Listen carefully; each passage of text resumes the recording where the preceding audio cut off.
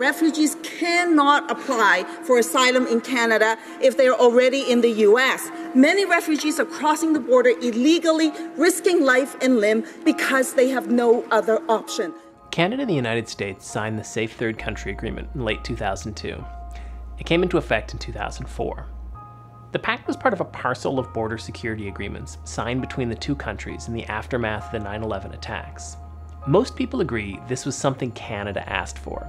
The agreement applies both ways, but the net effect, or at least the net goal, has always been to limit the number of people entering Canada from the United States who can apply for refugee status. The idea is that if you're fleeing persecution or war, you should ask for asylum in the first safe country you arrive in. What that means is that most people who try to cross into Canada from the US cannot seek asylum here. The rules say they should do it in the United States first. The pact doesn't apply to people with close family members already in Canada, or to people with valid Canadian travel documents. It doesn't apply to unaccompanied minors, or to most people facing the death penalty in the United States or any other country. It has also never applied to the entire Canada-US border. That's the exception that has been making news for the last year and a half. People call it a loophole, but that's not totally accurate. This has always been the way the agreement was designed to work. If you make a refugee claim at an official border crossing, like the Peace Arch Bridge outside Vancouver, Canada can turn you back, as long as you don't qualify for one of the exceptions. If you cross into Canada anywhere else along the US border, Canada is still obliged to process your claim. Why?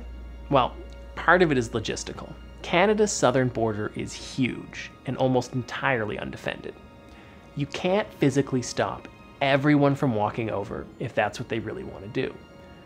And once people are in Canada, you can't just throw them out again, not without some kind of legal process. People have always crossed into Canada from the US and vice versa between the official crossings, but rarely have they done so in massive numbers. That changed after Donald Trump was elected president. Since then, thousands of people have walked into Canada, most of them at one dead-end street in New York State, and asked for asylum.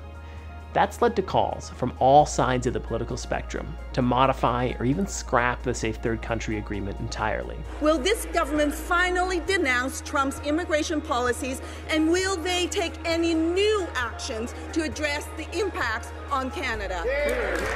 Some people argue that the United States is no longer a safe country, and that it's morally untenable for Canada to keep turning asylum seekers away. Other people argue that for our own security and the integrity of our immigration system, we should apply the agreement across the entire border. Stuck in the middle of this are Justin Trudeau and the Liberals. They've so far tried to carve out a middle path between these two polarities. It's not entirely clear, though, how much longer they can keep doing that. They may be forced at some point in the next year or two to decide, scrap the agreement or fight to have it expanded.